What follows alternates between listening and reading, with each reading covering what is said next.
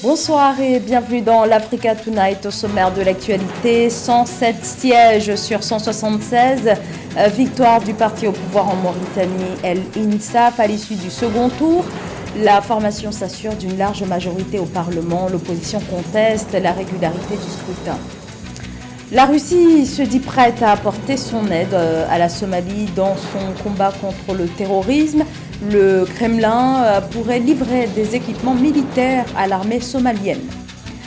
Dans la lutte contre l'insécurité alimentaire, l'Organisation des assurances africaines souhaite contribuer à renforcer la résilience agricole. Nous verrons les moyens que cette organisation compte mobiliser pour parvenir à relever le défi. Mohamed Ould Ghazouani dispose désormais d'une majorité de 107 sièges sur 176 à l'Assemblée nationale selon les résultats officiels de la commission électorale. À l'issue du second tour, le parti du président mauritanien Mohamed Ould Ghazouani renforce sa majorité à un an de l'élection présidentielle. Quant à l'opposition qui dénonce des irrégularités, elle ne disposait que de 24 sièges au premier tour. Elle en rapporte 3 supplémentaires, dont 2 nouveaux pour le parti Tawassoul qui comptera 11 députés au Parlement. Séverin Douque. Le parti au pouvoir en Mauritanie, Al Insaf, s'en sort avec une majorité aux législatives 2023. Le parti rafle au total 107 sièges sur les 176 que compte le Parlement mauritanien, selon les résultats de la Commission électorale nationale indépendante au terme du second tour, tenu le 27 mai 2023. Lors du premier tour des élections, le parti avait gagné 80 sièges avant de prendre 27 autres au deuxième tour. 107 sièges au total, auxquels il faut ajouter les 42 sièges qu'ont remporté les partis de la majorité présidentielle. Le parti Al Insaf était le seul parti politique à présenter des candidats dans toutes les circonscriptions à ces élections où 25 partis se sont présentés. Le parti Insaf, qui est le parti présidentiel, s'est retrouvé avec 107 députés. C'est une majorité largement confortable pour ce parti. C'est une première. Jamais depuis 1992, dans l'histoire politique du pays, un parti politique n'a eu autant de sièges à l'Assemblée nationale. Il a eu cette majorité confortable grâce au deuxième tour. Pour l'opposition qui conteste ces résultats et dénonce la victoire écrasante du parti au pouvoir, les élections ont été entachées de fraude pour donner au président de la République encore plus de marge de manœuvre dans la gestion de ce pays d'Afrique du Nord à un an de la tenue de la présidentielle. Avant la tenue du deuxième tour, plus de 10 partis de la majorité présidentielle avaient également dénoncé les lacunes et les mauvaises performances de la Commission électorale nationale indépendante et avaient appelé à un nouveau vote à l'échelle nationale lors d'une conférence de presse tenue le 25 mai 2023. Il y a incontestablement certaines irrégularités qui ont émaillé ces élections, mais elles ne justifient pas tout. L'opposition parle de l'influence des ministres, des directeurs, des secrétaires généraux, des hauts cadres du pays, l'achat de conscience, etc., mais ce n'est pas suffisant. La vérité est que l'opposition traditionnelle n'a même pas eu un siège. À mon avis, c'est une sanction des électeurs qui ont vu que cette opposition les avait abandonnés depuis l'arrivée de l'actuel président Mohamed Ould Ghazouani au pouvoir. Et en plus de cela, il y a aussi la recherche du nouveau.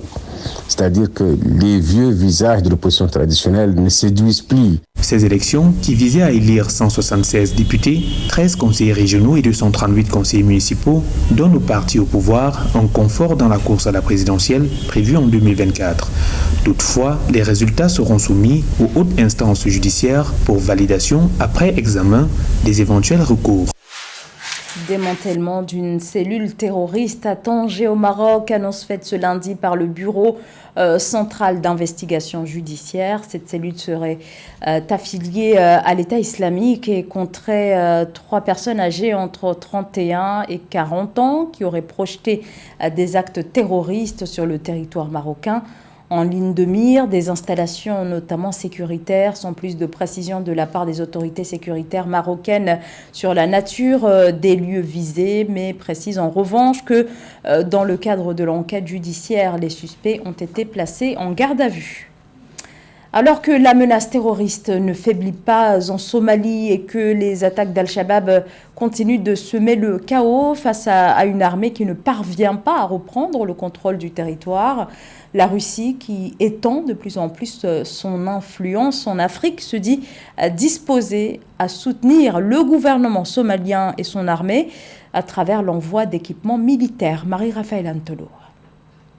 La Russie s'engage à fournir à l'armée somalienne du matériel militaire dans sa guerre contre les extrémistes qui restent sur le territoire somalien, notamment Al-Shabaab et Al-Qaïda. Cette offre a été annoncée le 26 mai 2023 par le ministre russe des Affaires étrangères, Sergueï Lavrov, à la suite d'entretiens menés avec son homologue somalien, Abshir Omar-Jama à Moscou. Selon le ministre russe des Affaires étrangères, ces outils devraient permettre à la Somalie de neutraliser les groupes terroristes qui minent le pays. It's a great opportunity to be here today, visit in Moscow, sitting in front of you. C'est un privilège pour nous d'être à Moscou et de nous retrouver face à vous. Ceci est une indication claire de notre intérêt envers la Russie et surtout pour relancer nos longues et distantes relations. Nos rapports bilatéraux avec la Russie ont toujours été définis par une bonne volonté de coopération sur plusieurs fronts, notamment sur le contexte politique, social et économique. On many fronts, including political, social and economic. La Somalie mène depuis plusieurs années une guerre contre le mouvement rebelle Al-Shabaab. Créé au début de 2004, ce mouvement armé est affilié idéologiquement à Al-Qaïda et a revendiqué de nombreuses opérations terroristes qui ont fait des centaines de morts dans le pays d'Afrique de l'Est. L'armée somalienne, avec le concours des services de renseignement et des alliés internationaux et l'appui des milices tribales, poursuit cependant des opérations sécuritaires contre les rebelles Shabab, grâce auxquelles elle a déjà repris le contrôle de plusieurs régions. Nous voulons une coopération qui permet de promouvoir un soutien accru au peuple somalien dans sa détermination à se débarrasser du terrorisme. Nous nous réjouissons et apprécions à cet effet votre soutien. Le président somalien Hassan Sheikh Mohamud avait promis en mai 2022 de lancer une guerre totale pour éliminer les rebelles Shabab dont les actes terroristes à répétition freinent le développement de la nation à la suite de décennies de conflits. La Somalie trouve en la Russie un partenaire dans sa lutte contre le terrorisme au moment où le pays d'Afrique de l'Est est encore sous le coup d'un embargo sur les armes décidé par le Conseil de sécurité de l'ONU. Le Sahel, mais aussi le Soudan. Et en dehors de l'Afrique, il y a aussi Haïti, sont placés en alerte maximale face au risque d'insécurité alimentaire. Ces 4 zones ont atteint un niveau plus que préoccupant. Ces zones nécessitent donc une attention urgente de la part de la communauté internationale, alerte l'Organisation des Nations Unies pour l'alimentation et l'agriculture. Le rapport s'intéresse à 18 points chauds dans le monde. Victime de la faim, le continent africain est particulièrement concerné au Sahel. À titre d'exemple, plus de 18 millions de personnes sont en insécurité alimentaire grave. La conférence de l'Organisation des assurances africaines a refermé ses portes ce lundi à Alger. Cette année, l'accent a été mis sur la question de l'assurance agricole dans un contexte marqué par une agriculture peu développée. Faisant face au changement climatique, l'assurance agricole est présentée comme pouvant offrir une solution prometteuse dans la lutte contre l'insécurité alimentaire. Séverin Douqueux. La lutte contre l'insuffisance alimentaire demeure l'un des défis du développement du continent africain. Les institutions panafricaines au développement et autres partenaires au développement, dont les bailleurs de fonds, mènent des réflexions pour trouver des solutions à cette situation qui plombe les efforts de développement du continent. La question a été au centre des discussions à la 49e conférence de l'Organisation des assurances africaines, tenue du 28 au 29 mai 2023 à Alger, en Algérie. La question de la sécurité alimentaire, c'est une question qui intéresse tout le monde. Il y a le gouvernement, bien entendu, il y a le secteur privé, il y a de manière générale la société civile. Et nous pensons que, en tant qu'assureurs, nous avons un rôle à jouer L'un des facteurs qui enfonce le clou de l'insuffisance alimentaire est le changement climatique, avec ses multiples manifestations dont la principale conséquence est l'avancée de la faim, avec environ 2,3 milliards de personnes affectées par l'insécurité alimentaire dans le monde, dont 57% d'Africains. Pour le secrétaire général de l'Organisation des assurances africaines, il est question de renforcer l'assurance agricole en Afrique afin de couvrir les risques climatiques. La faim dans le monde n'a pas régressé. Il est de notre devoir, en tant qu'une industrie qui peut contribuer, comme les autres d'ailleurs, de réfléchir sur comment on pourrait envisager ensemble des solutions pour que ce fléau qui est la faim dans le monde et particulièrement en Afrique, soit d'une manière ou d'une autre,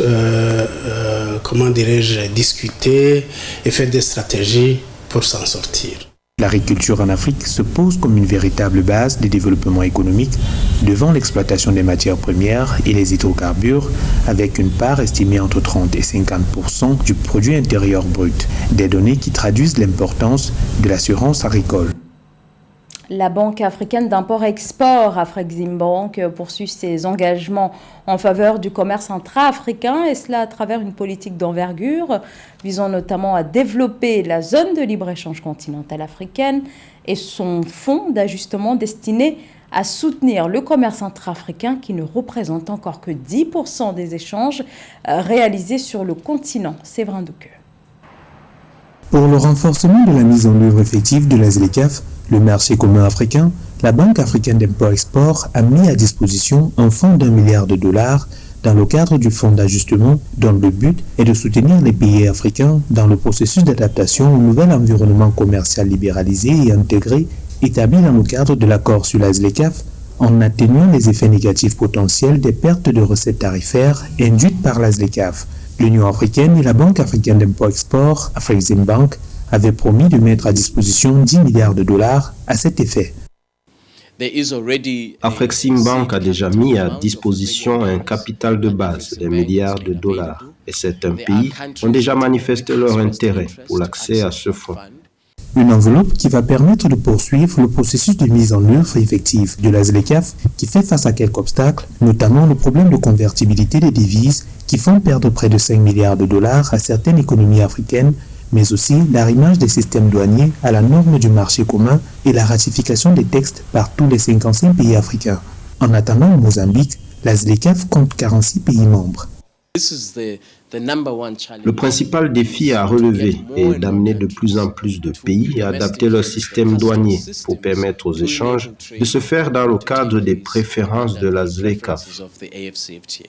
Lancé en janvier 2021, avec pour objectif de stimuler le commerce intra-africain à hauteur de $35 milliards par an, la ZLECAf avait engagé en 2022 une phase test du marché commun africain avec 6 pays dont la Côte d'Ivoire, le Sénégal, le Togo, la Guinée, le Niger et le Burkina Faso, à l'effet de simuler la faisabilité de ce gigantesque projet économique et avait obtenu des résultats concluants. L'institution envisage élargir à la fois le nombre de pays, mais aussi d'étendre au domaine du commerce et des services. La décision avait déplu à la FIFA et avait suscité plusieurs réactions. La Fédération camerounaise de football décide finalement de maintenir la durée du mandat de son président à 4 ans. Samuel Eto'o, à la tête de la FECAFOOT depuis fin 2021, plaidait pour un mandat de 7 ans. La Fédération internationale de football lui a demandé de faire marche arrière. Séverin Douqueux. Le président de la Fédération camerounaise de football, Samuel Eto'o, revient sur une modification des statuts de l'institution qui avait permis le passage du mandat du président de la FECAFOOT de 4 ans à 7 ans lors de l'Assemblée générale du 27 août 2022. La disposition portant modification de la durée du mandat en cours d'exercice avait été vivement critiquée par de nombreux acteurs et observateurs du football camerounais. En Assemblée générale le 27 mai 2023 à Yaoundé, le président de la FECAFOOT a estimé qu'il était juste de revenir à 4 ans. Chers collègues, tout travail de refondation doit tenir compte de principes et de valeurs qu'il est bon de respecter. L'un de ces principes commande de ne pas changer la règle du jeu en cours du match. C'est pourquoi je vous prie de bien vouloir amener à 4 ans la durée de mandat. De notre Assemblée générale l'an dernier à Douala, je vous remercie encore L'Assemblée générale de l'Africafoot du 27 mai 2023 a donné l'occasion de revenir sur le cas du gardien de but, André Onana, lequel avait été expulsé de la tanière pendant le mondial de football 2022 au Qatar pour insolence et insubordination. Le portier camerounais, évoluant à l'Inter de Milan, s'était exécuté en adressant une lettre dans laquelle il disait sa reconnaissance au Cameroun et son amour pour son pays, en maintenant sa disponibilité à défendre les couleurs de son pays si le besoin se présentait. Sur la question, le président de l'Africafoot décline sa compétence dans le rappel du joueur au sein de l'équipe en indiquant que cela relève de l'appréciation du manager sélectionneur des Lions indomptables, Rigobert Song-Bahana. Au bout du compte, le retour d'André Onana au sein de l'équipe nationale dépend exclusivement du manager sélectionneur. C'est lui et lui seul qui décide de la sélection des joueurs, comme le préconise le décret du chef de l'État, qui réorganise le fonctionnement de l'équipe nationale du Cameroun. À la tête de l'Africafoot depuis le 11 décembre 2021, Samuel Eto'o s'est fixé pour défi de redonner au football camerounais toute sa grandeur. Parmi ses réalisations à ce jour, on note l'homologation des salaires pour les joueurs de première et deuxième division, mais aussi une politique d'attraction du public dans les stades. C'était le journal de la rédaction. Merci à vous de nous avoir suivis. L'information continue sur Africa 24.